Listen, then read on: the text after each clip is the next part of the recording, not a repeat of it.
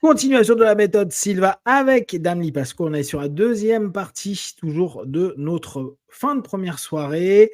Et on est sur tout le travail et tout l'apport de José concernant la structuration de son cours et pourquoi, pour lui, le rapport qu'il a avec les apprenants et les techniques qu'il va utiliser sont faites de cette façon-là et pourquoi il a réfléchi de cette façon-là.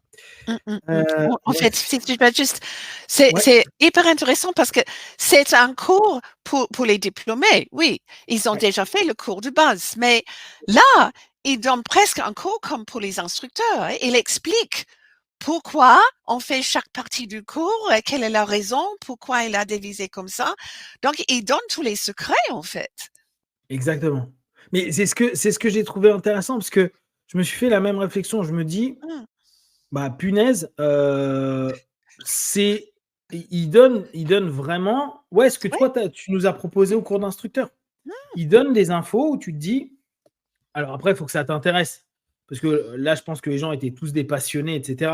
Parce qu'il y en a, ils n'en ont rien à faire de se dire oui, ok, mais moi, je ne vais jamais enseigner ça, donc je m'en fous. Je voulais juste le faire pour moi. Mais pour les personnes qui sont intéressées, effectivement, c'est passionnant parce qu'on comprend la structure avec laquelle il a construit sa méthode. Oui. Parce que même si on a déjà suivi le cours de base, sans doute, on a fait ceci, on a fait ceci, mais je ne comprends pas pourquoi, j'ai juste suivi. Mais ça aide beaucoup de dire, mais c'est pour ça qu'il y a une raison pour tout cela. Oui, fascinant. Ouais, excellent. Alors, je crois que c'est la dernière partie sur la première soirée, sur la première partie de la soirée. Là, j'ai mis une anecdote à double tranchant. Le plus pour la partie épileptique. Alors, c'est intéressant parce que tout à l'heure, donc pour vous, sur la précédente vidéo, Lié a dit les personnes qui ont des problèmes psychiques et les épileptiques, on évite. Et là, c'est intéressant parce que justement, cette petite anecdote parle du moment où José a eu une épileptique, une méga épileptique, et il y avait des médecins dans la salle, tout était OK. Hein, mais ce qu'il a fait, et puis une espèce d'action qu'il a fait à un moment donné où je ne suis pas tout à fait sûr que ce soit hyper juste, il le dit aussi à la fin. Hein. Mais globalement, je voulais une partie que j'ai trouvée intéressante. Maintenant, un de nos cas les plus dramatiques a été travaillé à Mexico City. Nous avions une femme épileptique. Elle avait environ 18 ans. Elle faisait environ 50 crises épileptiques par 24 heures. T'imagines l'état dans lequel elle devait être. Et elle avait un médecin constamment à ses côtés. Alors, le médecin l'a amenée en classe. Il pensait que peut-être il pourrait faire quelque chose avec cela. Alors, elle est venue en classe et le médecin était avec elle. 2 médecins étaient avec elle, tout au long du chemin pour s'occuper d'elle. Et même si elle faisait des choses, donc j'imagine des crises, hein, nous avons continué. Elle en faisait plusieurs au cours de chaque cycle de conditionnement. Alors, ça devait être des petites crises d'épilepsie, mais ça reste quand même des crises. Jusqu'à ce qu'elle fasse de moins en moins de crises. Résultat final, elle n'en faisait peut-être qu'une par semaine. Maintenant, je veux dire, c'est énorme. Les médecins ne pouvaient pas expliquer cela, mais c'était magnifique ce qu'ils voyaient. Bon, après, il redonne un petit peu le truc. Et alors l'anecdote où je dis c'est à double tranchant et on garde ça parce que c'est intéressant, mais à ne pas reproduire chez soi, voilà. Les médecins, OK, à ce rythme, elle a traité une crise, elle prenait 3 fois plus. Ah oui, alors, elle a traité une crise à un moment, mais elle a mis beaucoup plus de temps à revenir. Et donc, les médecins se sont inquiétés. Il était à un autre étage, ils l'ont appelée et elle était inconsciente, en fait. Il a pincé le nez pour voir si elle respirait et tout, et apparemment, à ce moment-là, elle ne respirait pas. Donc, il a réutilisé en fait les suggestions et elle est revenue à elle. C'est pour dire les niveaux de conditionnement, la répétition et comment on peut avoir un feedback qui peut être immédiat. Donc, réponse à une suggestion, hein, pour faire très simple pour les hypnos, même dans un état où sa respiration devait être très basse. Elle dit qu'il respirait pas, mais à mon avis, elle respirait. Elle n'était pas en train de suffoquer, mais elle devait quasiment pas respirer. Le subconscient était quand même assez alerte pour prendre l'information et pouvoir réémettre. Donc, le truc à pas reproduire, hein, surtout que là, il y a des médecins, donc c'est un peu bizarre qu'ils demandent à José de faire le truc du coup, mais c'est qu'elle devait être dans un état qui était pas cool, mais elle était pas en train de mourir, hein, du coup, hein. Elle était dans un état qui était, elle faisait une crise avec moins de respiration, et à ce moment-là, lui a pu montrer que l'activation des ancrages, alors le mot est pas tout à fait juste, mais l'activation de la suggestion pour un phénomène post-hypnotique a été fonctionnelle et a permis à ce qu'elle s'apaise, etc. Donc ça, c'est plutôt intéressant, même comme dit par contre Lee, c'est quelque chose, si vous allez à un cours méthode Silva, il faut prévenir votre instructeur parce que S'il vous plaît. C'est le genre de truc un peu compliqué à gérer. De toute façon, tout type de maladie ou un peu neuro, il y a des moments c'est un peu compliqué. Moi, je l'avais vu dans les sports de combat. J'avais un petit gars qui était adorable, qui me faisait trop rire. Il y a un mec hyper bien câblé, c'était un tout jeune, hyper câblé, etc., très intelligent. Il venait faire des sports de combat. On sent que c'était pas son truc, les sports de combat. En plus, nous, on a des sports durs, tu vois. Mais il se donnait à la mort. Et je trouve ça génial. Il se donnait à fond. Tu sens qu'il aimait ça. Et un soir, il fait un truc, puis je commence à le voir tomber. Il commence à secouer dans tous les sens. Les yeux révulsés, comme une crise d'épilepsie, sauf que c'était pas une crise d'épilepsie. Donc je le mets en PLS, j'appelle les pompiers parce que qu'est-ce que tu veux que je fasse à ce moment-là et tout. Et 2 jours après, je vois ses parents qui viennent à l'académie, qui me disent non mais le petit, il a une maladie super grave. Alors je crois qu'il était béninois, qu'il avait contracté au Bénin, etc., etc. En fait, il n'avait pas le droit de faire de sport et il faisait des crises comme ça régulièrement. Et je lui disais, mais en début d'année, moi j'ai demandé un certif médical, il me l'avait emmené, donc il a dû me faire un faux. Moi je ne vérifie pas plus que ça, tu vois. Et là, tu te dis, quand même, là, t'abuses. Alors, il est revenu à l'académie, je lui ai dit, c'est pas grave, on voit que 90% du temps, ça va. Est-ce que ça lui crée des séquelles à long terme, ce genre de truc? Il dit non, mais c'est quand même pas un moment agréable pour lui. Je dis non, mais on est d'accord, mais s'il a envie de s'entraîner et que faut juste vérifier avec le médecin qui dise qu'il a fait plusieurs mois, qu'il s'est rien passé, il était crevé et tout, il n'a pas fait de crise, peut-être qu'au bout du compte, ça pourrait améliorer son état sur plein de choses. Mais quand tu n'es pas au courant et que tu as quelqu'un qui fait une crise et qui dit déjà, quand tu as quelqu'un qui a le nez qui casse ou qui est blessé, que tu as du sang et tout, tu es là, tu dis, ça va être compliqué. Mais quand tu sais pas ce qui se passe, là, tu es en train de te dire, oh là là, mais... Oui. En fait, moi, j'ai eu pendant toute ma carrière une seule personne qui a une crise d'épilepsie dans le cours. Et heureusement, elle avait coché la case, crise d'épilepsie. Donc, on a parlé avant. Elle a dit, mais c'était rare. Normalement, c'est la nuit. En fait, c'était une type d'épilepsie qui était plutôt déclenchée pas par le stress, mais en fait par une profonde relaxation. Intéressant. Donc, oui, c'est une autre type. Et normalement, justement, la relaxation, ça aide. On est beaucoup moins apte à avoir une crise. De toute façon, elle dit, mon papa est avec moi, il sait exactement ce que faire s'il y a une crise. Il n'y a pas vraiment de danger, mais je vous préviens, effectivement, pendant la première relaxation profonde, crash, boum, elle tombe de sa chaise. Et heureusement, elle m'avait prévu parce que sinon, je sais pas mais j'ai pu dire à tout le monde, c'est OK. Elle m'a déjà prévenu, sa papa va s'occuper de toi. On va avoir une pause de 10 minutes. OK. Et tout le monde est parti et voilà. Et puis, elle est revenue. Elle a fait tout le reste du séminaire sans problème. Et en fait, elle était même ma démonstration pour les cas et c'était super bien passé. Mais je dis tout ça parce que si elle ne m'avait pas averti, ça aurait pu être la panique complète. Mais là, j'ai su ce qu'il fallait faire et voilà. Mais c'est intéressant quand même que c'est déclenché par les états profonds plutôt que par le stress. Oui. Si là, on a un copain médecin ou qui se connaît là-dessus, n'hésitez pas à nous expliquer le pourquoi du comment. Sinon, j'irai regarder sur ChatGPT. Mais alors, un des points qui est intéressant et qui est important et pour toi, instructrice, et pour les instructeurs, bien sûr, mais c'est aussi pour la classe. Pensez à un truc tout bête, quand quelqu'un va faire une décompensation, si c'est on va dire une névrose lourde ou à un moment donné, une crise psychotique, c'est pas grave. C'est quoi? On a nos problèmes et c'est normal qu'il y a de la souffrance, il y a du mal-être. On n'a pas de problème à accueillir ça.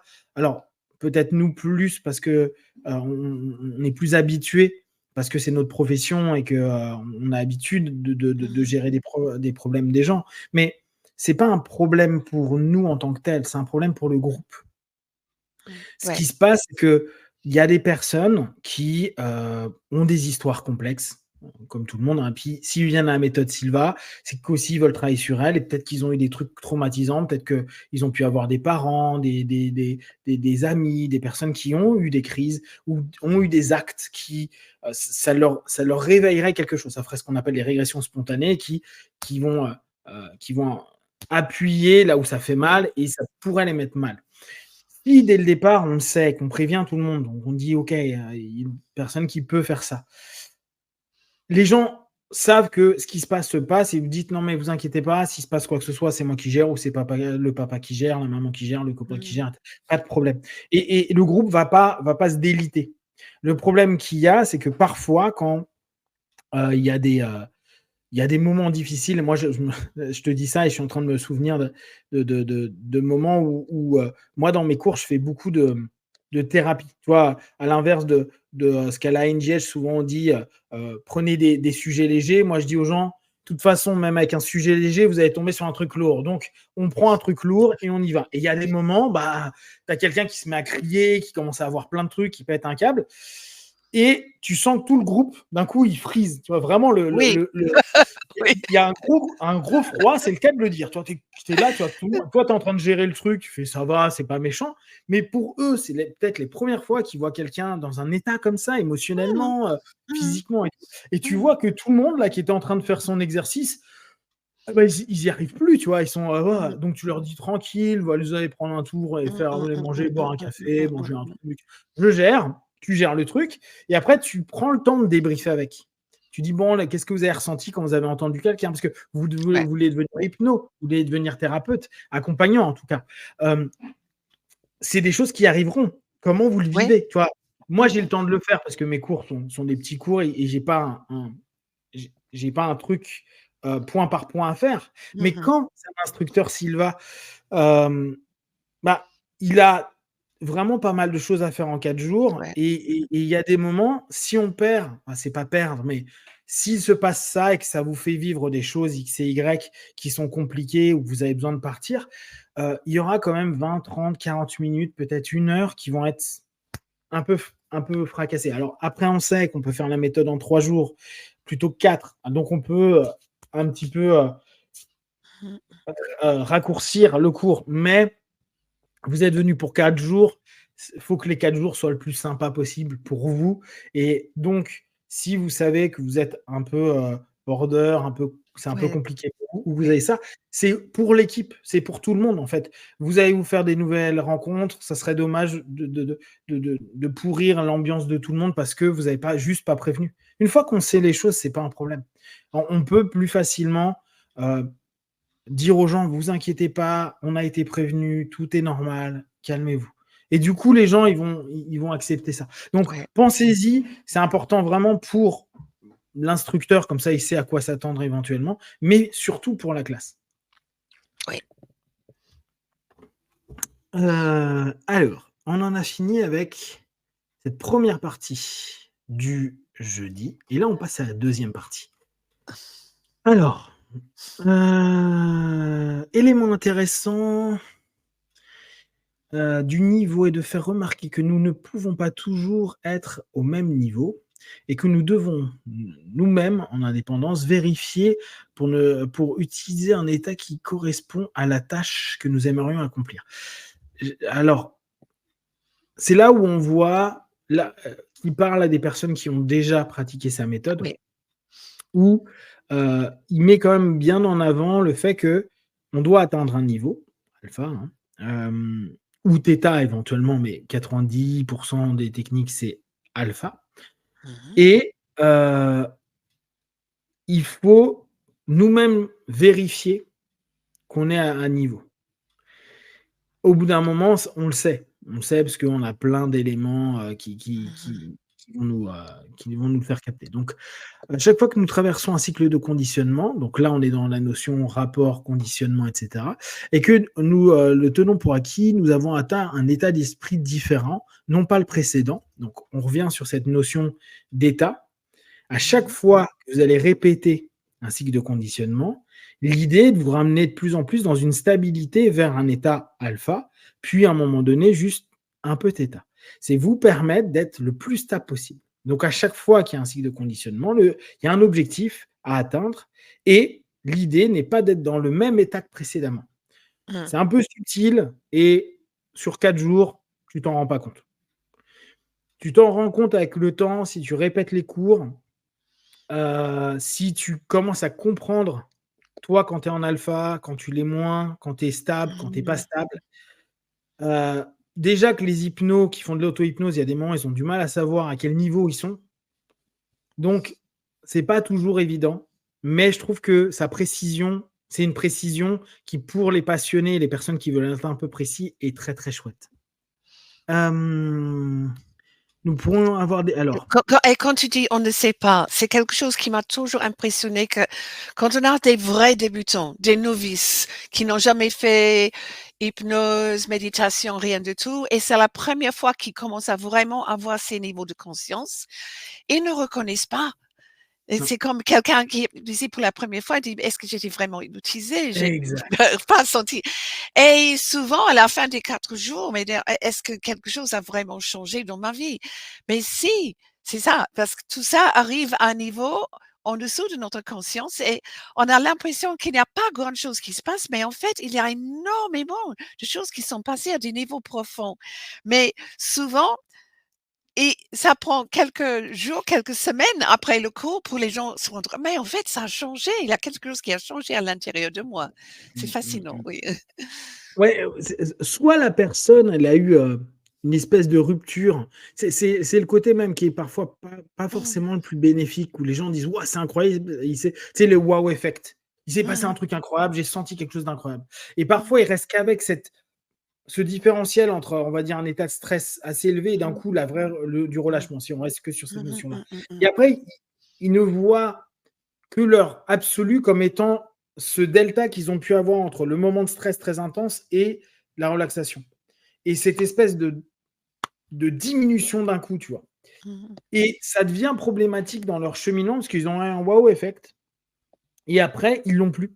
Parce que, admettons, le niveau de stress, il a diminué. Donc, ils font plus que ça comme diminution. Voire, au bout d'un moment, ils sont là. Et ça fait plus que ça. Et ils vont dire, ça marche de moins en moins bien. C'est de moins en moins. Et tu te dis, non, en fait, tu arrives plus vite à ce niveau-là et tu pars de moins haut.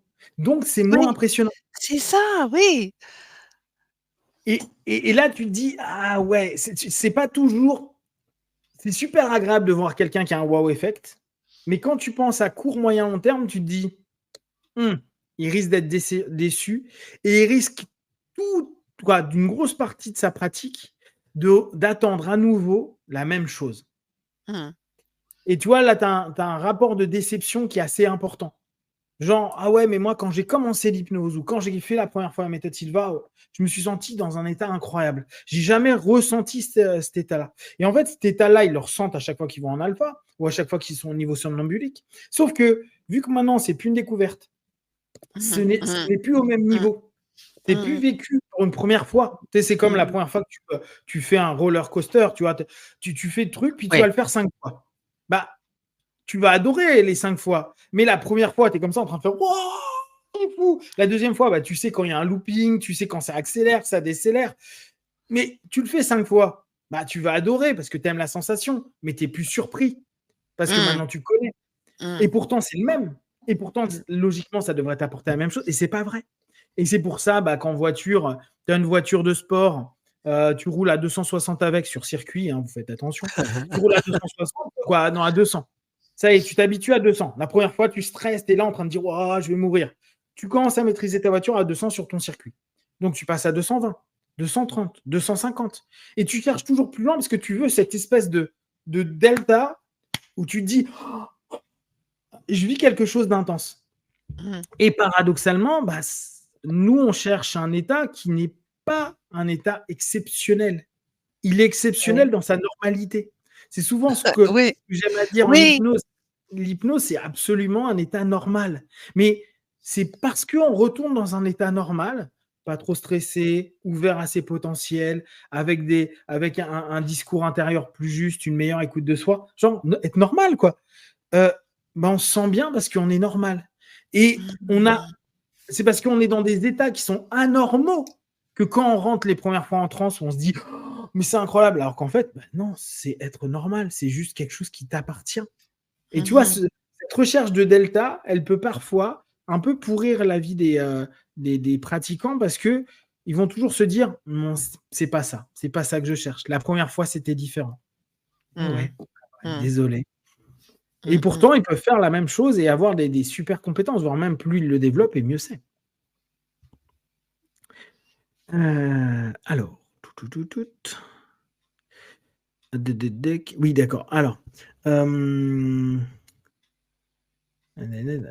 avons atteint un état d'esprit différent, non pas le précédent. Nous devons établir un rapport ici. Alors là, il parle pour les opérateurs, pour les instructeurs, car nous pourrions avoir des problèmes si on n'a pas établi le rapport. Nous ne pensons donc pas que dès que vous fermez les yeux et que vous allez à une certaine profondeur, c'est la même profondeur que précédemment et on ne sait même pas où est-ce que vous êtes. Nous disons qu'il y a tant de variations de profondeur qu'il y a tant de degrés qu'il faut prendre ça en compte. Un problème pourrait être ici, donc on peut avoir un problème à un certain niveau et on n'est pas au bon niveau pour le traiter. Et ça, je trouve que c'est assez intéressant. Parfois, on pourrait se dire, si on fait, on pourrait se dire, on a un problème au niveau bêta, on fait basiquement, et je tente de le traiter au niveau bêta. Mais au niveau bêta, j'y arrive pas. Et il va falloir que j'aille dans un niveau qui me le permette. En général, en Silva, on va dire, je vais aller en alpha pour trouver des options et des solutions pour après le ramener en bêta. C'est ce qu'on disait en début de podcast. Mais on peut avoir un problème en alpha. Mais à quel niveau on va ?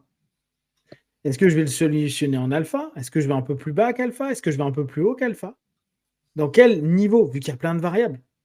Et cette notion que tu avais donnée, où en gros, c'est une espèce d'énorme champ de perspective alpha. C'est pas juste un couloir, c'est pas juste une case. C'est une espèce d'étage complet avec plein de complexité. Où est-ce que je vais me situer dans mon état pour gérer mon état ? Et je trouve que ça aussi, c'est assez intéressant. C'est pas dire simplement je vais en alpha, c'est trouver dans alpha ce qui va être potentiellement utile. Après, on va prendre un sous-ensemble de l'étage. C'est une technique que je vais utiliser pour tenter de gérer ma problématique à ce niveau-là. Et ça, je trouve que c'est hyper pertinent le fait de le rappeler. Je ne sais plus qui m'a dit, mais il y a très longtemps que quelqu'un m'a dit, mais tu sais, une des choses les plus difficiles à juger, c'est un état de conscience quand tu es dedans. Ouais. N'est-ce pas ? Oui, c'est vrai. C'est pas évident. C'est pour ça qu'en hypnose, nous, on a les tests. Oui. Moi, par exemple, pour savoir si je suis au niveau somnambulique, je lève juste ma main, je pince comme un ouf et je fais OK, là, je fends quasiment pas. OK, j'y suis. Bon, si là, je suis trop habitué, genre, je vais m'appuyer comme un dingue là et je fais OK, là, je sens pas grand-chose. Et pendant un moment, je prenais ma pince, tu vois, j'avais carrément une pince de chirurgien là et pouc, je clampe là et je clampais, cac et je fais ouais, c'est bon, là, je suis au niveau somnambulique. Et il y a des moments, je me sentais même pas. Justement, il n'y avait pas de wow effect. C'est genre, OK, je le sais parce que je fais mes phénomènes qui me le disent. Je peux bloquer des mots, je peux être un peu confus sur certains aspects. Donc, je me dis, OK, là, je suis dans les phénomènes de base où je peux voir. Je teste physiquement. Parfois, je vais tester une halu. Tiens, est-ce que j'arrive à halluciner ? Et je me dis, OK, donc je suis à peu près là. Mais il y a des moments, je pourrais le faire en étant les yeux ouverts, après avoir conduit 20 minutes en bécane et me descendre et me dire, attends, là, je suis en transe, mais je suis à quel niveau ? Et ça, si on ne teste pas, on ne peut pas savoir. C'est pour ça que je trouve que les tests hypnotiques, même si on pourrait dire, oui, mais on ne peut pas valider à 100% que tel phénomène égale ça. Non, c'est vrai. On peut avoir des gens qui, à des niveaux légers, peuvent avoir des phénomènes hypnotiques qui ne correspondent pas, mais globalement, ça nous permet de savoir ce qu'on n'a pas en Sylva. En Sylva, on ne sait pas si on est en alpha, si en θ, tu sais, parce que tu vas avoir logiquement le gant analgésique, mais sinon, c'est pas évident. On va finir sur... Hop, celui-ci, c'est good. Hop, je vais l'enlever.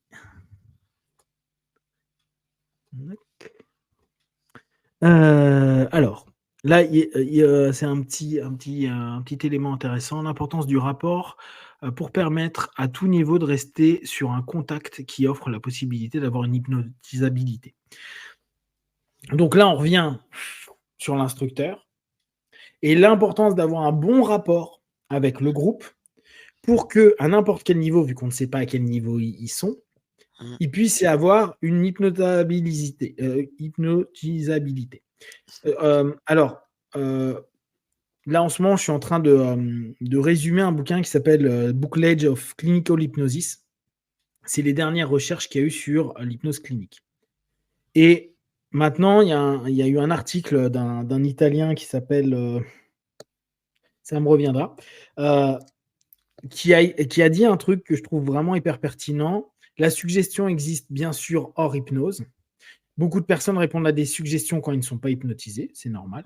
Et il y a une différence entre la suggestion qui est repérée dans un état d'hypnose qu'on va appeler hypnotisabilité. Donc l'hypnotisabilité, c'est la réponse à la suggestion quand on est en transe hypnotique. Pour nous, dans ce qui vient d'être...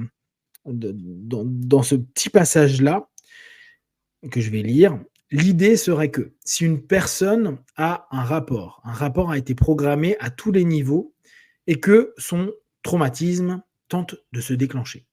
Dès que la personne se met dans cet état, en disant simplement « relâche-toi », la personne se met dans un état immédiatement, elle a un contrôle immédiat sur elle pour empêcher que le déclenchement de la situation traumatique arrive.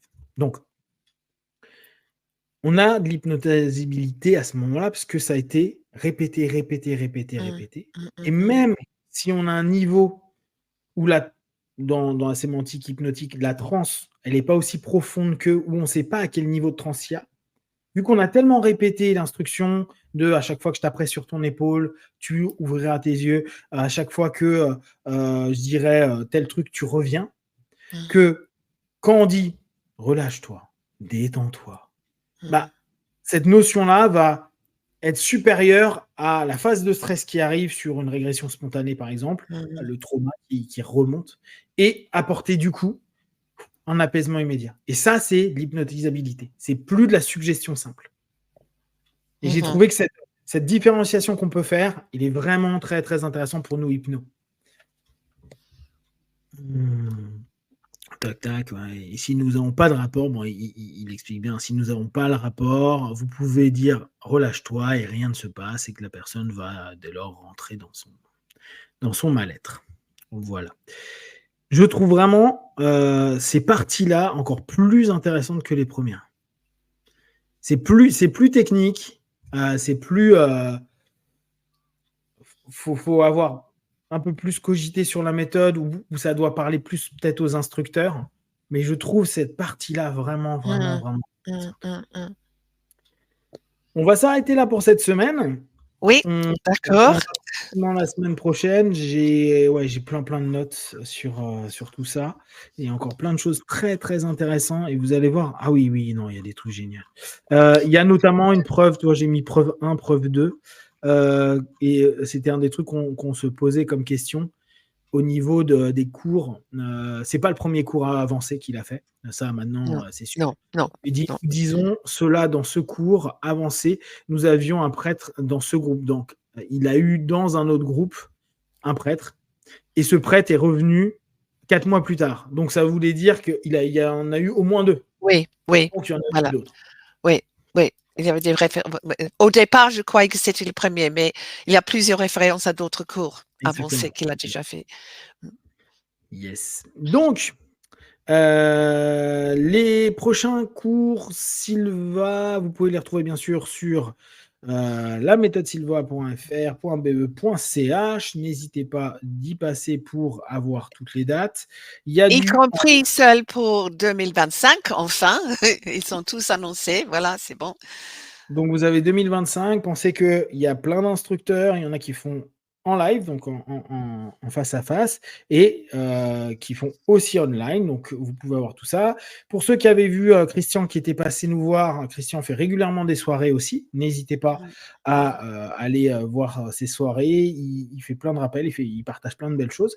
Donc, n'hésitez pas à continuer à aller picorer à gauche à droite, apprendre avec les différents instructeurs et à vous renseigner si vous êtes intéressé. Vous envoyez directement des mails. Est-ce que tu as quelque chose à rajouter? Non, non, c'est quand même, justement, ces soirées, il y a au moins chaque mois, il y a une ou deux conférences gratuites sur la méthode Silva. La plupart sont à distance. Dans un cours en présentiel, c'est la première matinée. Mais donc, pour ceux qui veulent savoir un tout petit peu plus ou qui veulent comprendre l'instructeur, voilà. Donc, là aussi, il y a toute une page de toutes les conférences pour l'année sur le site. Ouais. laméthodesilva.com. N'hésitez pas, ça vous permet d'avoir de l'info. Et puis si vous avez accroché sur la méthode, que vous venez de commencer et que vous avez fait votre séminaire de base, on a plein de podcasts. Donc vous pouvez les regarder. Vous en avez pour beaucoup de temps. Beaucoup. Allez voir, il y a de quoi faire. Donc, comme d'habitude, si vous avez des questions ou des remarques, vous les partagez sur Facebook, YouTube. On y répondra le plus rapidement possible. Et comme d'habitude, de tout ce qu'on propose, ne prenez que ce qui est bon et juste pour vous tester, observer, analyser et concluer. Merci à vous, P1. Merci, Lee. Ciao, ciao. Merci et ciao à toi aussi.